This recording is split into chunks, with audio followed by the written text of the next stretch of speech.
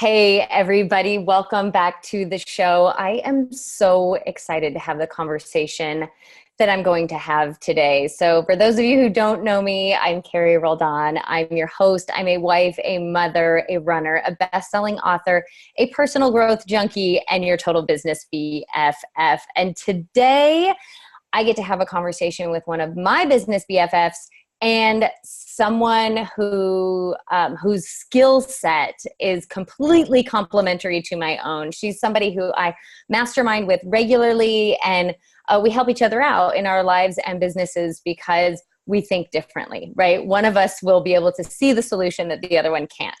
So I want to introduce you to my friend, Stephanie. And Stephanie, I am so embarrassed to say I avoid saying your last name at all costs because of the way it's spelled. So can you tell me how to say it again? Stephanie Wasylyk. Wasylyk. Okay, I was so close. I was thinking it was like basilisk, only Wasylyk. But okay. That would be way cooler. It would Sorry. be cooler. Okay, Stephanie Wasylyk, who I've known forever and totally avoided saying her last name, is she's masterful at creating order out of chaos. And I don't use the word masterful lightly.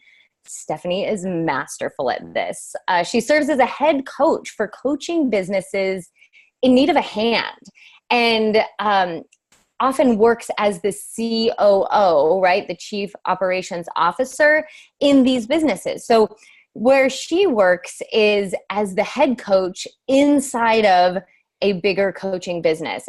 She works with coaching clients, and also she coaches the coach, like the face of the brand, right, on really running their brand and creating the business and the life that they want. I'll let her explain this better than I could. Her skill set, not mine. But she helps these businesses with systems, processes, team, etc. And Stephanie is also a brilliant podcaster. If you haven't subscribed to her podcast yet, it is called AHA. That's AH and then HA. It's a podcast that she co-hosts with her husband, Ryan. And it is so rad, you guys. It is a show about, it's like the Cliff Notes of the personal development books that you want to read, but don't have time for. Just listen to her podcast and not only will you get like the main takeaways, but you'll also get some pretty rad interpretation of it. So, Stephanie, I've gone on and on about you. Welcome. I'm so excited to have you here. Oh, me too, Carrie. I've been looking forward to this for a very long time. I know we had it on the books, and then I think I rescheduled, and then you had to reschedule, and I'm glad we're finally here. I totally believe in divine timing, and I'm super excited to talk with you today. So we've had lots of conversations about the coaching industry itself. So we actually met I take it back. The first time we met was I was looking at hiring the company that you were a coach for. And we did a strategy session together. And in that session, I was already blown away by the way your mind works. So I think before we even get started with the talking about the coaching industry, talking about what I like about your story is, and what I hope to focus on today is your unusual path, your kind of weird brand of entrepreneurship, how you really carved out your own very specific niche and job title just for yourself. But before we get there, I experienced you in your zone of genius on that call. So can you tell me what you think, like from your perspective, what is your zone of genius? Well, I had no idea until a couple of years ago. So I was coaching and I was just doing what every other coach does. And then I actually I worked with a coach, but I also did the Strengths Finders assessment.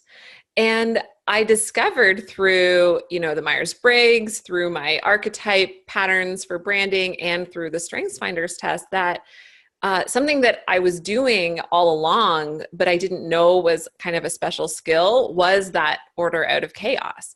I didn't know that most people couldn't see all the little details and the big picture at once. I didn't know that most people, maybe had a long-term plan, but had no idea how to get there. I mean, I knew that, I guess, because I was a coach, but I didn't realize that that was somewhat unique to me. So that, I would say, now that I know that that's one of my strengths, I really emphasize it. I really leverage it. I call it out. I use it on my website. And when I'm talking to people, when people ask, what I'm all about, I tell them that I do order out of chaos. That's the tagline I've kind of given myself. And it's been actually way more fun knowing that that's a strength of mine. So I think when you talk about the Strengths Finder test, I'm thinking that you're talking about the same thing that I'm thinking about. Yeah, but Gallup does it. Oh, maybe not. So I was thinking of something, it's Marcus Buckingham. Oh, well, that is a whole nother book for your podcast. Too bad I cannot remember the title. But I saw Marcus Buckingham on Oprah, oh God, I don't know, 15, 20 years ago. And he did this thing about strengths and weaknesses. And he talked about how people think that strengths are things that you're good at and weaknesses are things that you're not good at. But really you can, I totally bought into this. I believe it. I preach it, right? Is that a strength is actually something that while you're doing it, you feel fully alive. You feel like you're in your zone of genius. And a weakness is something that while you're doing it, it depletes you. So part of your weird path, right, to carving out this, I want to say strange and wonderful niche, but it's actually just so specific to you, right, was understanding your strengths and your weakness. So finding the order in the chaos. That's something like you do have a unique ability to find, to hear me verbally vomit all over you, right? Give you all the stuff, and then you can just pull a straight line out of it. I'm amazed every single time. Is that something that while you're doing it, you delight in the doing of it? Yeah, I do. I love that. And when I think about my weaknesses, one thing that I really don't like doing is executing all the little details. So I can do it, and it is maybe technically a strength because I can do it and I will do it, but that's the part that would deplete me if we're talking about the kind of strengths and weaknesses in that sense. But to come up with the master plan, and I think that's why coaching is so well suited to me, because I don't actually have to execute. The client gets to execute, but I can be delighted by helping them with all the little details. And at the end, they're just like, whoa, I never would have thought of that. Like, for example, I had a client the other day who was needing to film a video, and she had just been like saying she was going to do it, but she hadn't mapped out all the little pieces to actually do it. And when we mapped it out, it's like, okay, you want a teleprompter, so you have to order it. You have to figure out how to set it up. You have to program it. You have to write the script. You have to set up your lighting. You have to set up your set. You have to make sure your microphone works. Like, there were so many little pieces, and she was like, oh, no wonder I haven't been doing my videos. Right. Yeah. Because she was in overwhelm, right? Mm-hmm. So she may not have recognized, I love that you create order out of chaos, because chaos is where many of us entrepreneurs live, right? I know. Yeah. I often feel like I had someone describe me the way I was running my business. This was a while ago, but the image still is fresh in my mind. She said, Carrie, you're like, you're standing on a ladder that's balancing on one leg, and you're on one leg, and you're balancing and you're spinning plates. And I think, yeah, that sounds fairly chaotic, right? And that's how many of us entrepreneurs are. And yet you really have found a way to be the antithesis of that and to bring that energy to the people that you work with. Mm-hmm. But I want to get back to your weaknesses, right? Because actually identifying your weaknesses, the things, so when I talk about weaknesses, not things that you're bad at, but activities that deplete you. So figuring out the activities that deplete you is actually what led you to this really unconventional, and maybe before we get there, you can tell the story. So you're really hyping up this unconventional career. I don't know. Well, it's an unconventional path in the coaching world. It is. Right? Like, you've become highly successful, highly sought after, highly, what's the word? I don't know, specific, right? You have a very specific niche. And when I use the word niche, that makes me think marketing, but I'm not talking marketing here. I'm talking like just the sliver of the segment that you serve, right, is highly specific. So tell me how, tell me how you figured out your way there, and then we'll pull from it what we need. Mm-hmm. So how'd you get here? So, sure. So I've been a coach for maybe 6 years now, I guess. I started as a health coach. I moved into business coaching. Uh, I started, working with health practitioners, stuff like that. And I was doing okay. I had enough clients. I wasn't like wildly successful, but it was reasonably good, especially for the beginning of a business. Then I was trying to launch an online program. First weakness right there. I was also getting married. I was moving, and just didn't launch the program. And I was pretty desperate. Then I kind of got desperate for cash. I lost momentum, and I saw an ad on Facebook, or not even an ad, just a post on Facebook for someone who was looking for a coach to join their business as a coach. And so I was still kind of running my business in parallel, but that's where we met, was when I joined that team. And I think at the time they had maybe one other coach. This company had maybe one other coach, or maybe two, I can't remember. But I joined, and I certainly had the most availability of anyone because I was doing it full time. I started getting all these clients through it. And I loved that I had a team to work with. I loved that I didn't have to do my own marketing. I loved that I didn't have to do any like payment processing or sales calls. Like I didn't have to do any of that stuff. And I was doing that in my own business. I was fully capable of doing all of that stuff. But then I just started to slack. I just stopped doing it for my own business because I was like, well, this gig is pretty good. And at the same time, I almost felt like I was cheating on myself as an entrepreneur because I was like, oh man, like now I'm not actually doing a lot of things that I'm coaching, even though I have done them before. But like, am I a real entrepreneur if I'm not doing this anymore? It was weird, like a weird identity crisis. And then I suppose when that opportunity kind of ended, but I had already kind of figured it out before that I just really loved it. I got over my identity crisis, and I just loved the fact that I was working with a team. I didn't want to go back to being as personally branded anymore. It didn't bother me that I wasn't like the face of of the companies and whatnot. I just loved the team environment. And so when I look at my strengths and how I work best, I realized that was ultimately the right kind of place for me.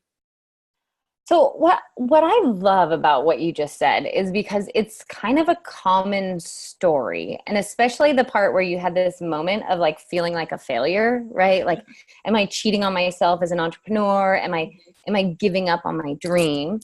Yeah, I knew you, which I find really interesting, right? That actually things just got really easy and really good. Yeah, totally. Yeah, I love that you got to see me through all this, so you can psychoanalyze it, but Well, and I'm going to, so yeah, I know. I'm ready for it.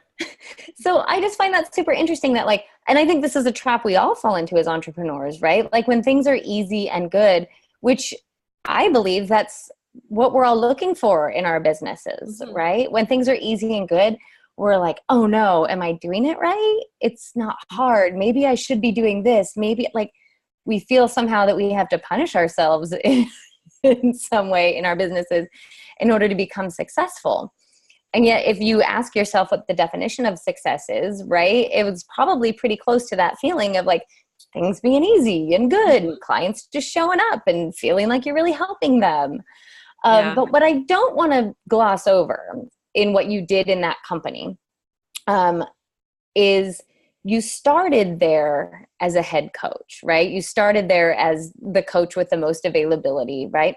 But you found, or the owner of that company recognized, right, that you had some gifts and a skill set that could really help her grow her company, right? So you started out where she hired you to work with her clients, but quickly she changed the way she worked with you as well, right? So can you describe that process?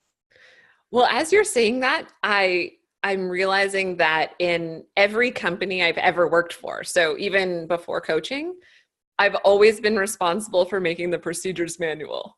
Like for every business, every company. It's like, oh, Steph, you should do this. You should make the procedures manual. I'm like, oh God, because that's the tedious stuff that I don't like, right?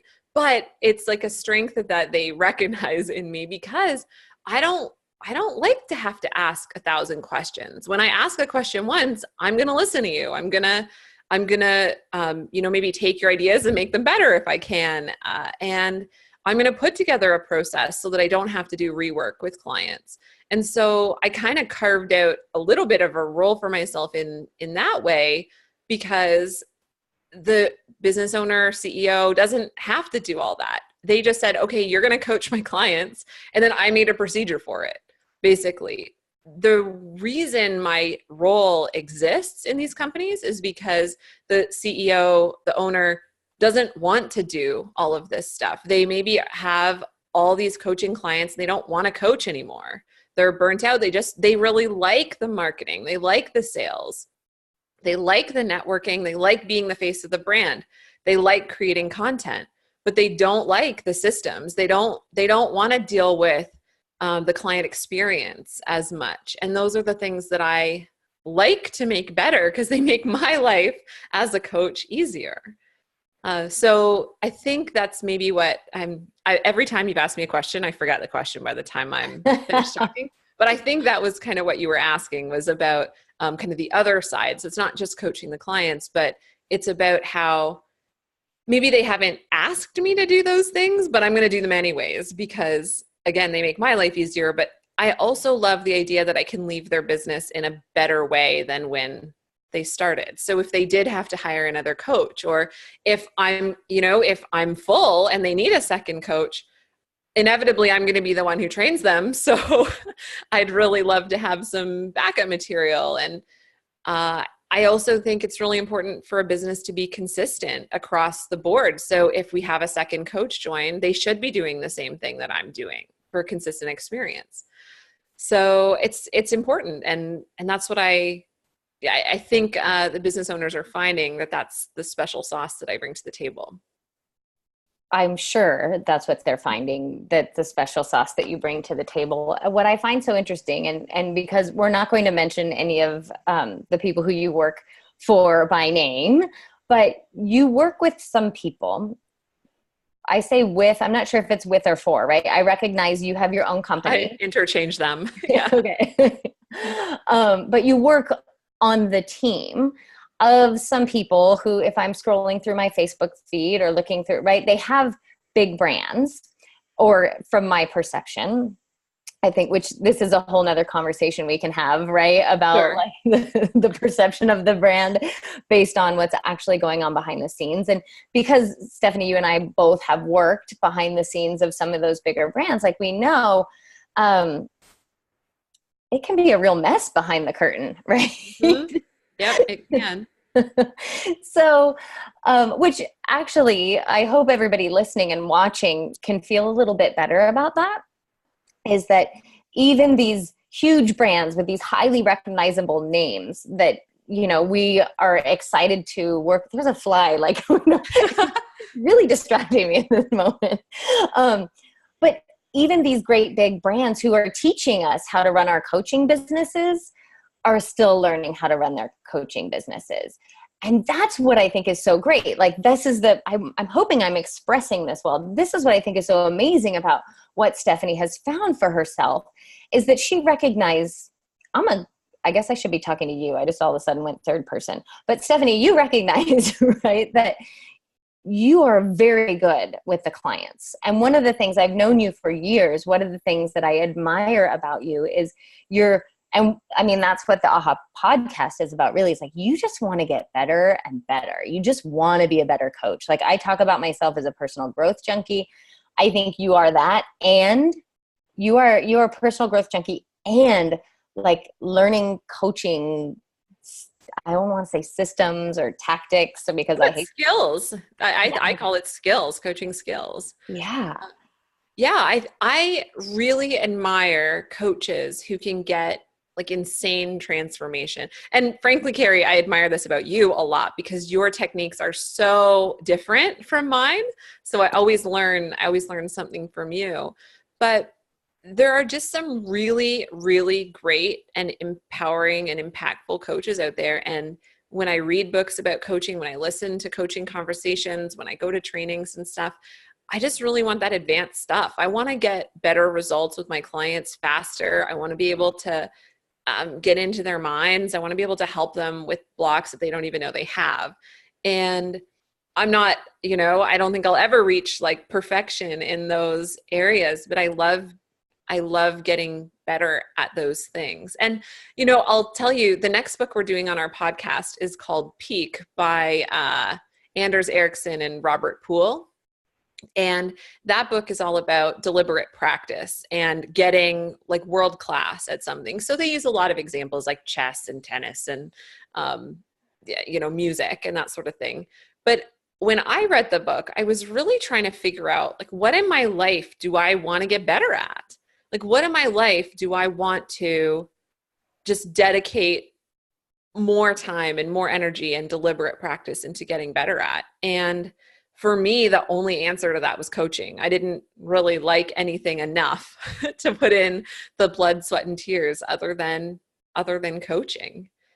And so I wouldn't say I've implemented all of the deliberate practice, methods, but that is another reason why I really like working with teams. Because actually this just happened today, I had a really challenging call with a client. It was harder than I was expecting. He was really down in the dumps. And I just, I was able to send the recording to the owner of the company who also coaches this person and just say, hey, like, can you give me some feedback on this? Like, what would you do differently? Because I'm pretty stuck. And I love that. You can't do that unless you build your own community as a coach. And even then there's confidentiality things that you can't just pass around a recording and, and hope for some feedback. You've got to be careful with that. And in this case, because the client is being coached by both of us and he understands that we're both, on his team, I'm totally able to do that. And I really, really love that. It's a way that I can get better and get paid for it. Yeah. Okay. So there was a question that was forming in my head and it's kind of gone a different direction, but why I'm so excited about you is, besides the fact that you're wonderful and amazing. And actually, I think this is where my head went in a different direction. So, is because I know things are about to change for you, right? Stephanie's several months pregnant as we speak. And that means your priorities are going to shift, right? Or there's going to be a new priority, I should say. And what gets me so excited is knowing, I don't think anything is wasted. I don't think anything happens by accident. And so this idea that you want to you're constantly wanting to improve your coaching skills is so rad, because you have all these techniques now to deal, like babies aside, to deal with toddlers, because from 2 until forever, we're just coaching. As parents, we're just coaching. So, okay. But there's skills to deal with humans. Yes. I mean, we talked about how my partner, Ryan, we do the podcast together, but I've also been coaching him through starting his own business, which is just about to hit the 1-year mark, which I'm really proud of him for. He's a painter. And so in our daily life together, we get to really benefit from coaching.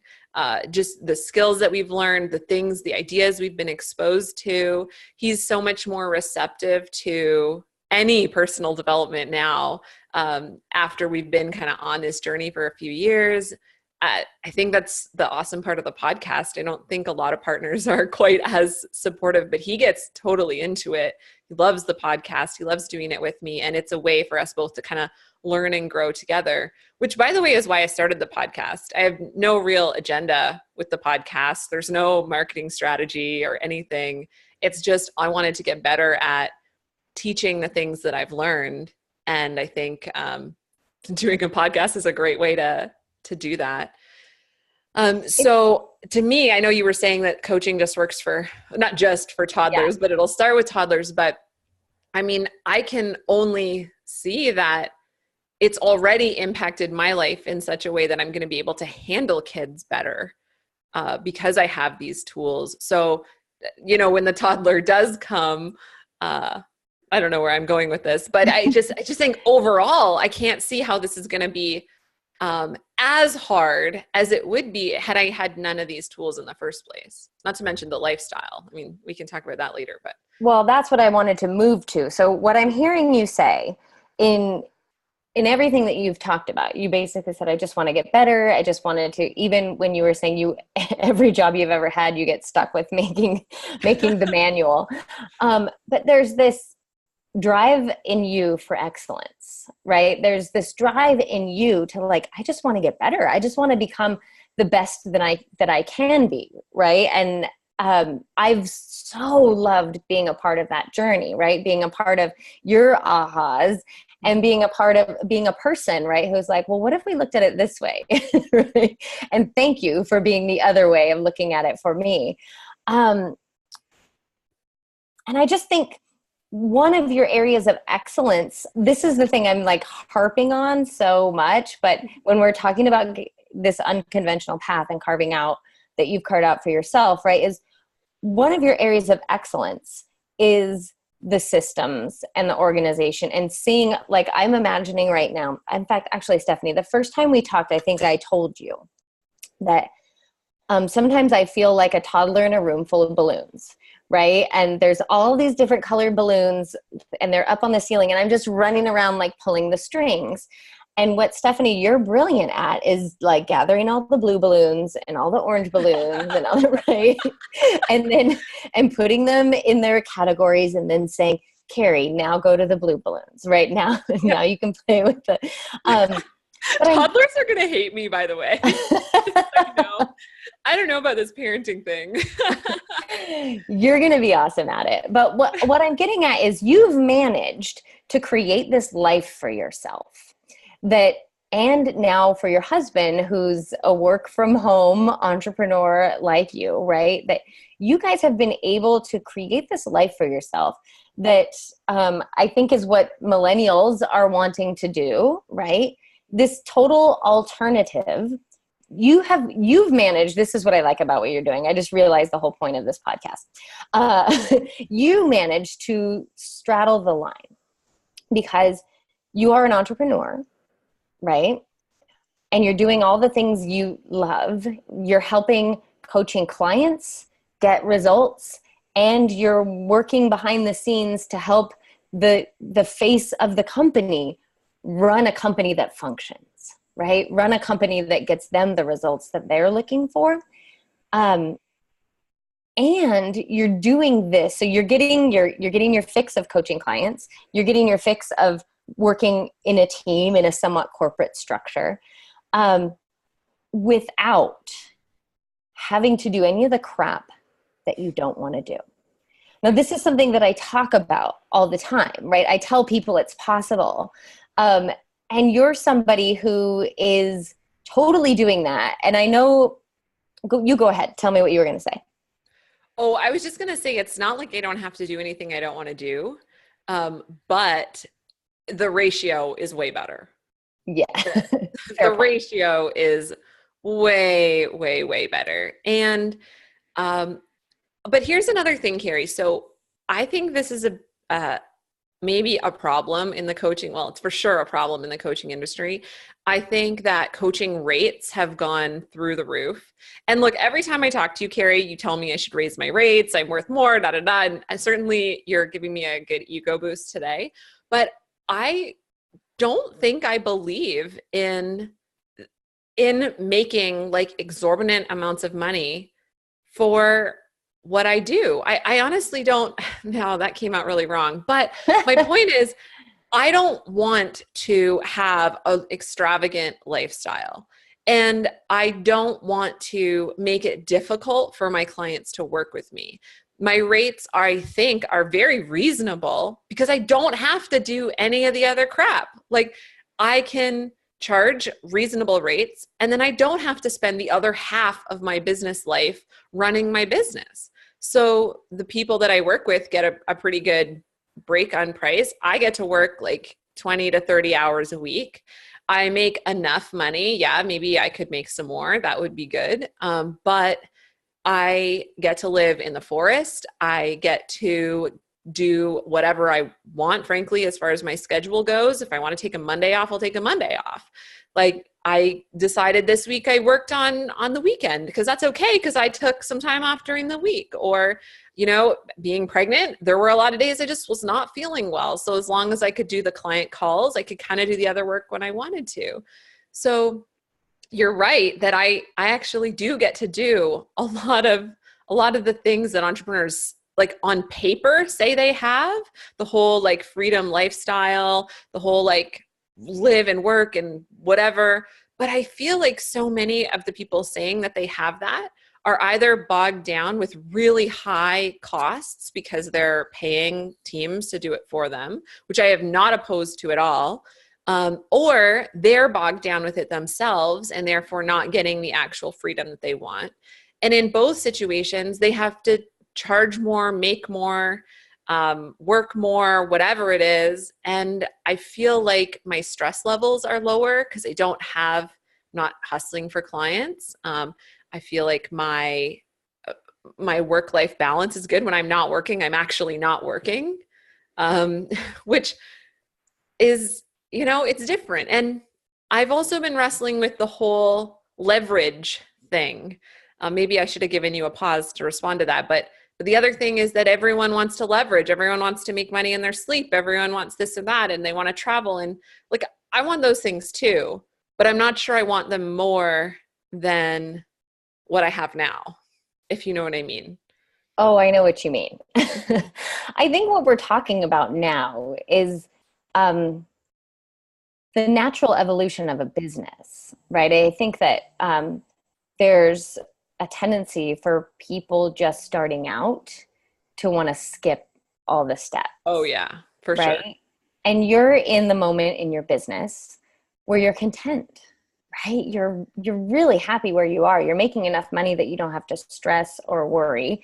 How many people actually reach that? Not to interrupt you, but like, no. How many people are content in their business? Well, I mean, not a lot, right? That's what keeps us in business. Yeah, true. Fair enough. Sorry, continue.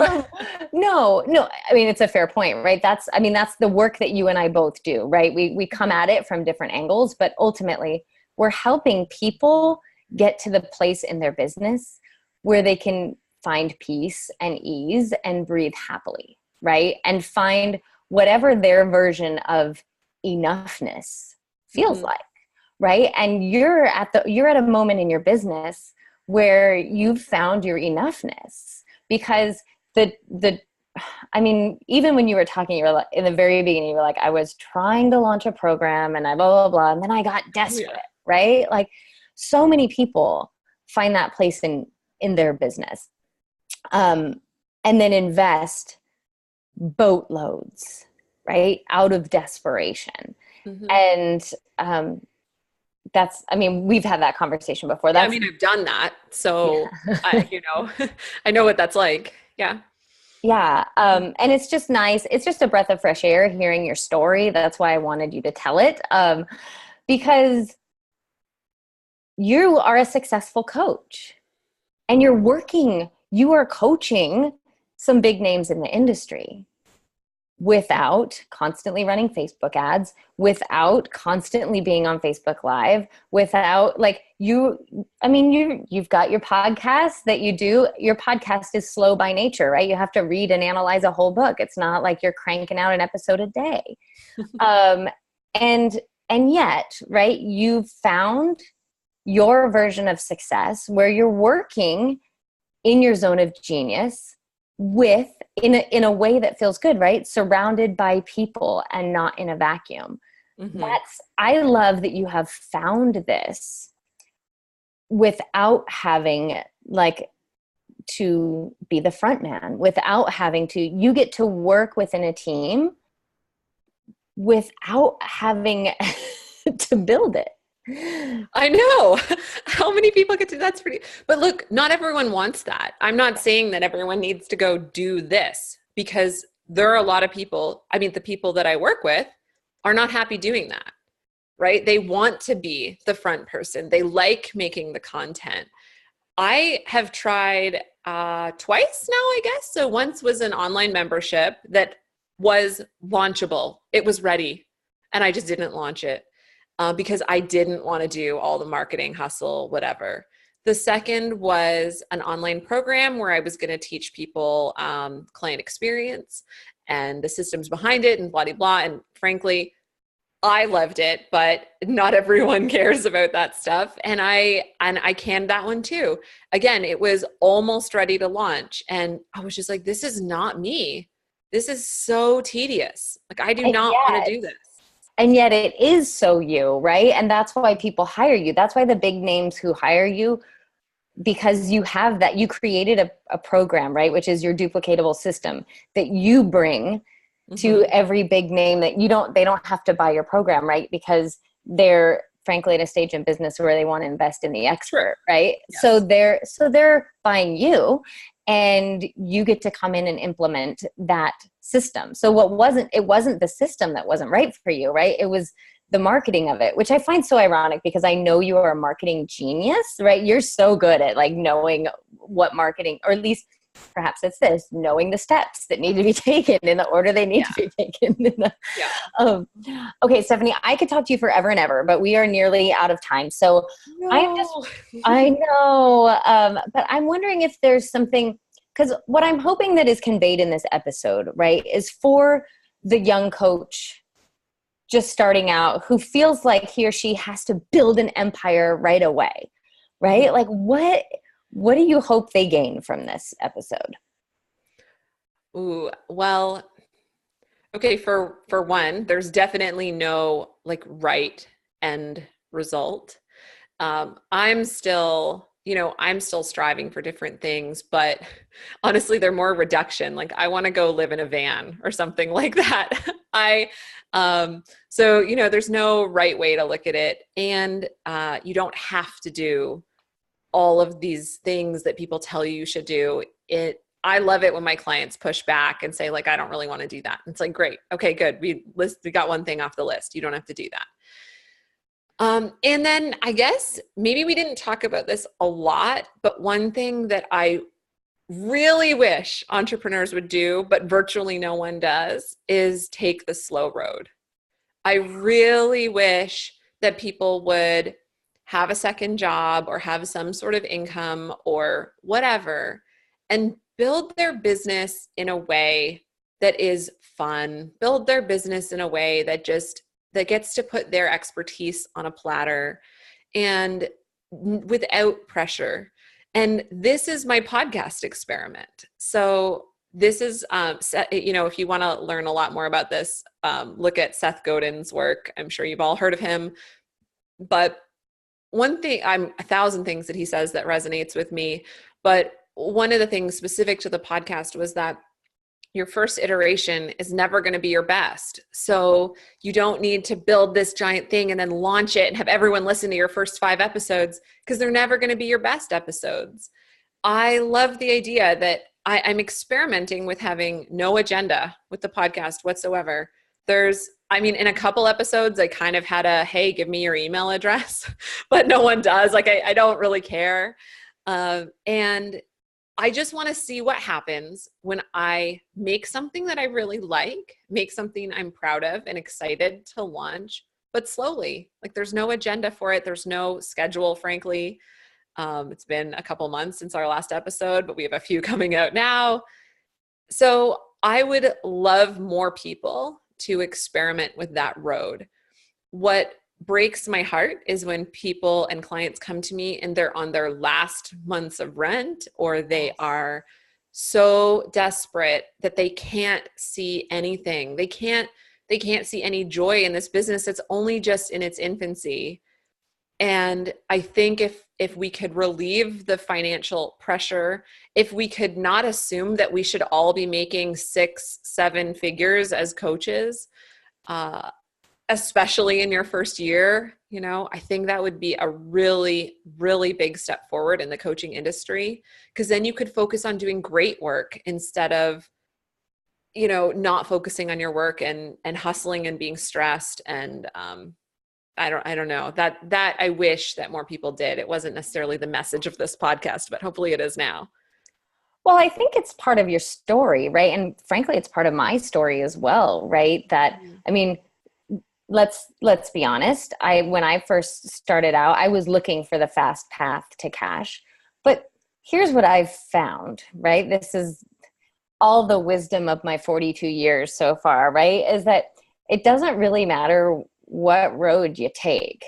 They're kind of all the slow road, right? Like we're all, we're all on the path until we croak.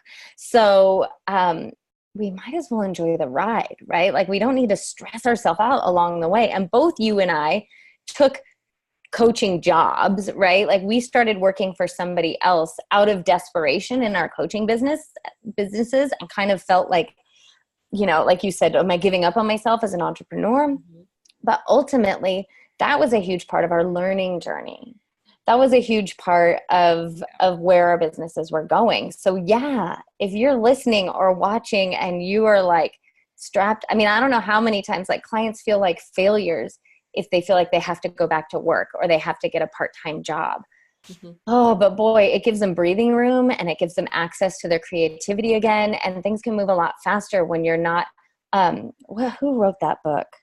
The woman who wrote, Elizabeth Gilbert, she wrote a book called Big Magic. Big Magic. That'll be on the podcast too soon. Yeah, because right, she talks about that. Like, if this is your gift, if this is your art, don't put pressure on it to pay you right away. Like, keep your day job. And she talked about how she was working as a waitress, I think, until she had made like $1 million with Eat, Pray, Love or something. So, yeah. Oh, great message. I could talk to you forever, Stephanie. Thank you for being on the show. Everybody who's watching, if you're watching on wherever you're watching or listening, there are links to how to get a hold of Stephanie's website and her podcast. And I'm just going to say, actually, can you say your name again so I don't butcher your last name? Stephanie Wasylyk. And so my website's stephaniewasylyk.com, WASYLYK.com. And the podcast is theahashow.com. So yes. The AHHA show.com. Perfect. Thank you. Thank you. Thank you. I always love talking to you. I can't wait for us to have another just friend mastermind session. And I'm so excited for you to have a new human in the world. So thanks for being here, everybody. Thanks for watching and listening. We'll see you on the next episode. Thanks, Carrie. You're welcome. Thanks.